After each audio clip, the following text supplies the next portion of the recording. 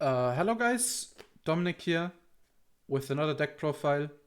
I got top 16 this weekend at Austria Nationals.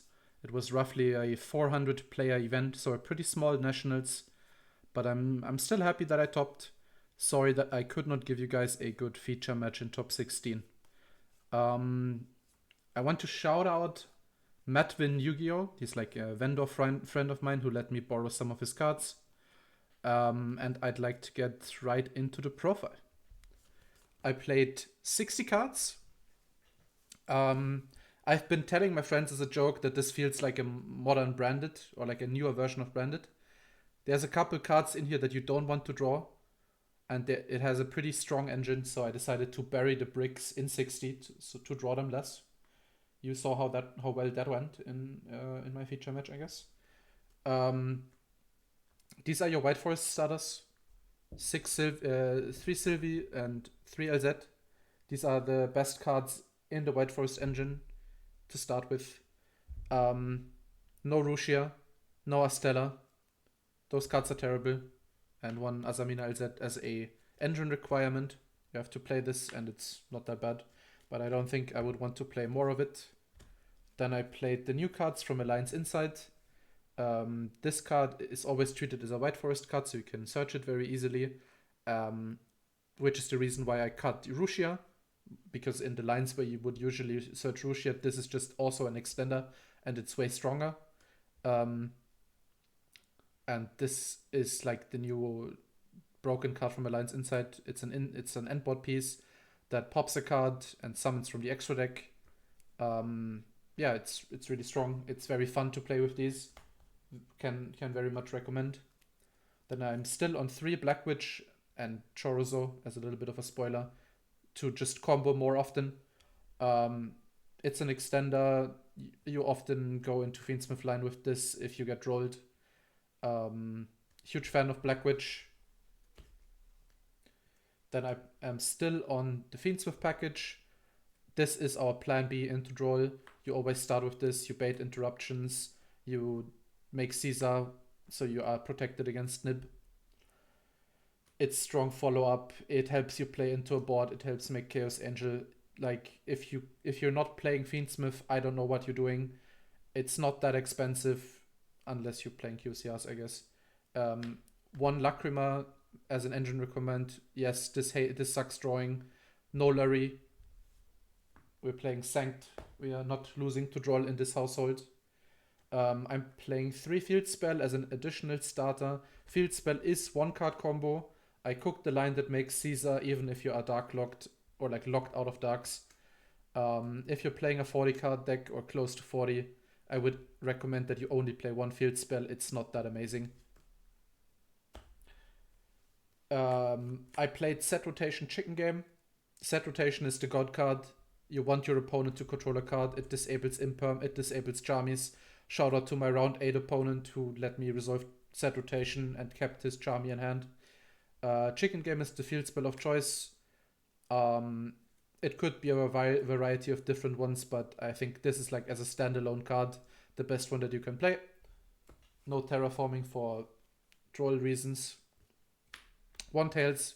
Don't play more of this card. This card is barely playable. You need it to combo. You always add it back. You always have this for follow up. You don't need to play more of this. I played obviously the one Hollowed to go into the Azamina fusions, but I also played one Deptos. Deptos is important because if you get Fuvad, you can add this and then summon the Omni on their turn and give them 1 draw less.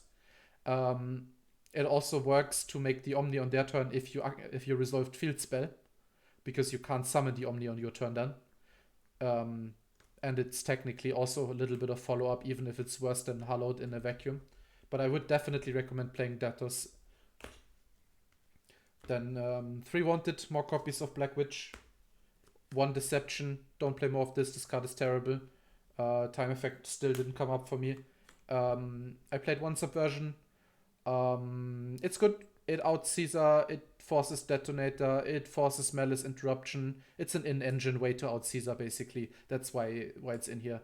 And you could technically activate this and chain Debtors. but that comes up very rarely because then they will just negate the Datos or pop this and then you can't summon. I'm still on this quick play to extend or fusion summon. There's some wacky lines where you have to normal summon a hand trap, then go into Chorozo, and then later in the turn use this to special Sylvie from your hand. Most of the time this makes Sol on the opponent's turn. Yes, I'm playing Sol over Guardian Chimera now. I think that was always correct and I just didn't see it in Birmingham. Obviously, you can send this and set it again for the White Forest effects. Then one Sanct as the engraver target for comboing. And the new cards from Alliance Insight. You send Curse of Diabel with Diabels to add Philias, and Philias adds a level 8 or higher Diabel monster. This can't search Black Witch. Why? Why, Konami? What are you doing? They're still good though. Don't use the effect when this gets banished. It'll boost your guys, but then you kind of lose to Typhon.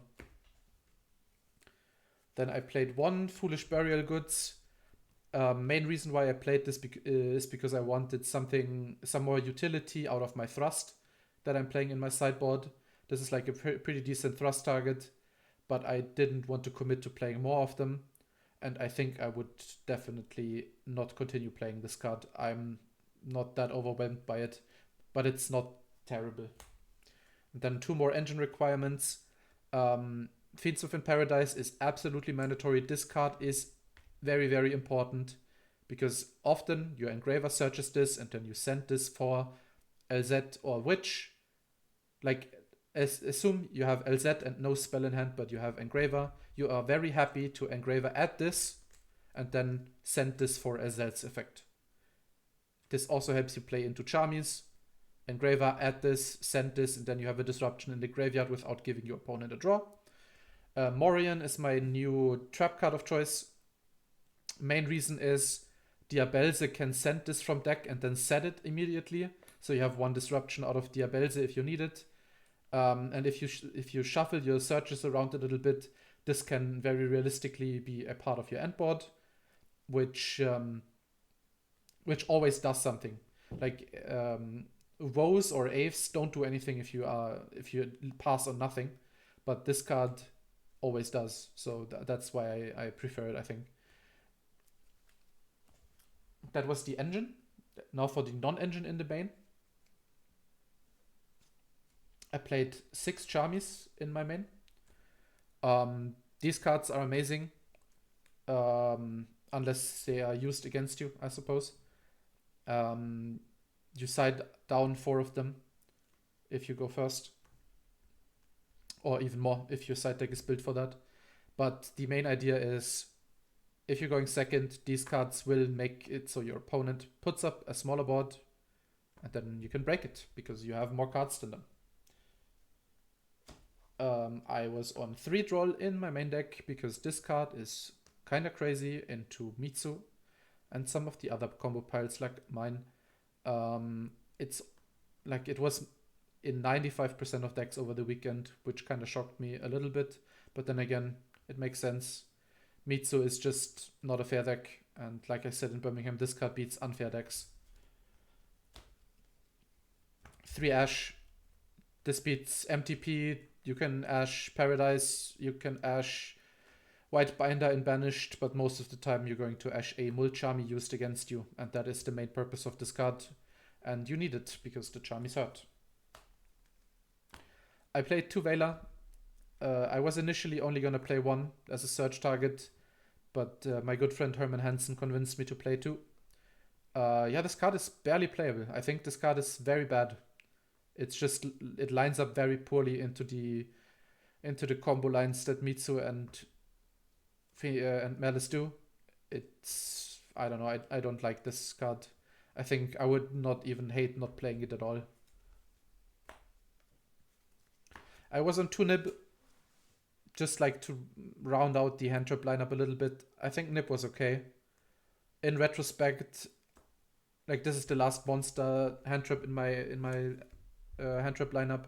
I think I should have played Bell, and I think I should have played Bestials, just to respect Mitsu more. All of my losses this weekend were to Mitsu. Called by Talents, really good broken one-offs. You can use them multiple times in this deck by adding them back. Not in the same turn for talent, obviously, but called by is not once per turn. Technically, you could send these to graveyard with Foolish Burial Goods and add them back with Queen if you wanted to, but I don't think that is real. You would rather do that with a Floodgate, I suppose, like a Skill Drain or something. I played 3 Imperm. Much like Vela, this card is barely playable. It's good as a 6 card if your opponent made Caesar, and the main reason why it's in my deck is because Vengeance needs trap cards, so you want to have a trap card in graveyard for follow-up so you can summon Vengeance again. And it's like okay as a hand trap, but most of the time one Imperm isn't gonna do enough. It pairs well with Nib. That's like decent enough, I suppose. And then the best card in the non-engine department, Black God Loves. It's still a 3-off in my opinion. If Mitsu makes you discard a card, you just pitch this and you're happy. If you pitch this for LZ or for the new Diabel, you are very happy to play into a board with it.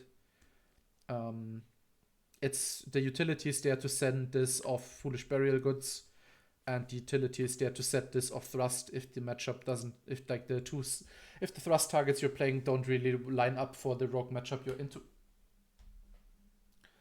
Extra deck. This deck wants to play 30 different extra deck cards. It's tough. You have to pick and choose, and this is what I decided to play. SP is good generically. It's part of your end board if you want to protect yourself from Imperm Nib to an extent. Banish 2 end board pieces until the end phase after you've gotten Imperm Nibbed. But it's technically cuttable. It's like one of the cards you could not play. You could decide not to play this. These are definitely mandatory. If you're not playing Fiendsmith, what are you doing? I'm also playing this for Fiendsmith. I'm playing this. And I'm playing this. So, Moon, Requiem, Sequence, Caesar, Desiree, these 5 make sense, I hope. I hope I don't have to explain these 5 to you. Why am I playing Baphomet? It's not a dark, basically. Necroquip you can't summon after you've used the field spell, and you can use this to make Caesar still. Making Caesar isn't as important if you had not used field spell, because your Ilia Sylvia will protect you from Nib. So this is for making Caesar, protecting yourself from Nib if you can't summon Ilia Sylvia. This could be Aerial Eater instead. I think this is better utility-wise, because it can recycle your fiends when you get hit by a Bestial. This can also send Vengeance from deck, which is kinda cute if you don't need to send another Light Fiend. Basically, if you play this, the combo line for starting Field Spell or Sylvie sets up 6 interrupts, and the first end board piece you put on the board is a Caesar. I am very happy with that combo line, and I am very happy that I played Baphomet. It came up a bunch of times. I'm still on the Chaos Angel. It's an amazing versatile card. It is technically cuttable, but I would definitely advise against cutting this. And then the 3 White Forest Synchros. This is your end board piece. This is very good. You like this because it adds cards back. It's like everything the deck wants. This obviously searches things. Why am I not playing the new 2 Synchros, the Poplar and the Execute Dragon? Well, simple. You can just summon this again.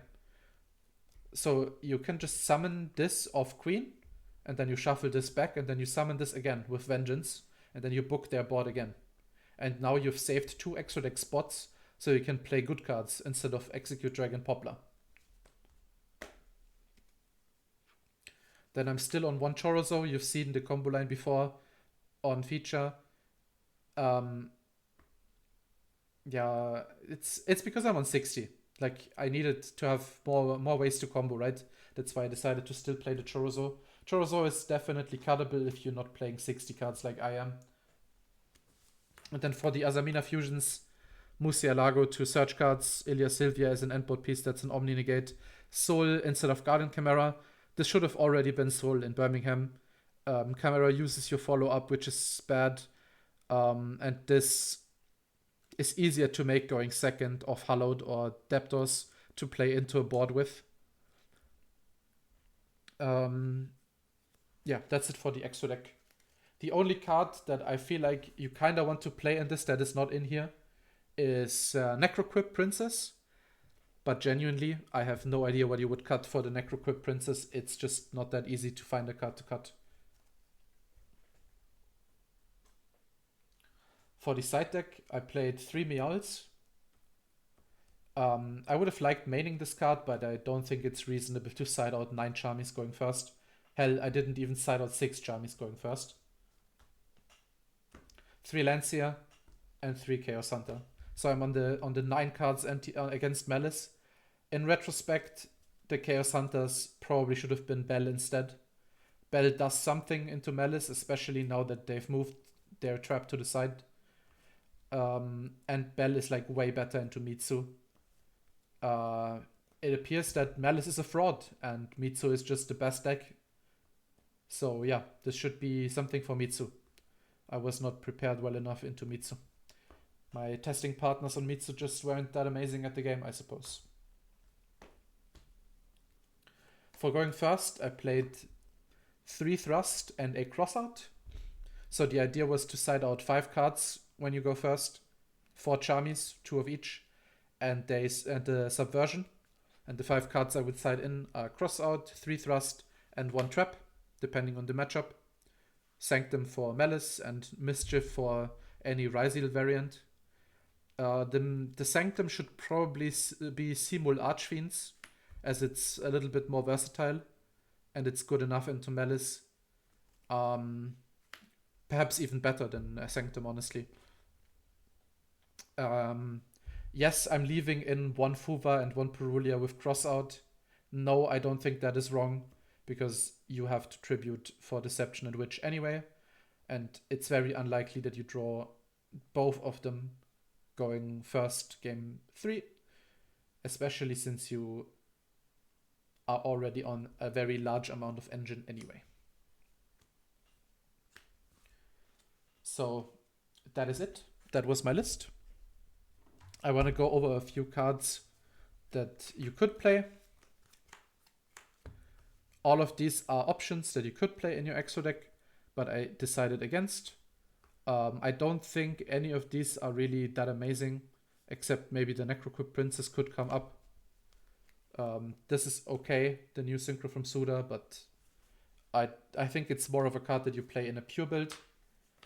Don't play these.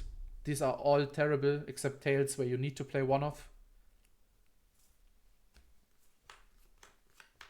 Don't play these. All of these are terrible. Don't play these. You don't want to lose to Droll. These are insanely cope. Don't play these. You don't have the extra deck space for this. Even in pure, I doubt. Like, these are not even. This is not even that good into Malice. Into Mitsu, like, maybe. But, like, I don't know. You just don't have the extra deck space in a Fiendsmith build. Yeah, you should probably read this. Thanks for watching. I hope I can provide a better feature match in my next big event. And if you have any questions, make sure to drop them in the comments down below.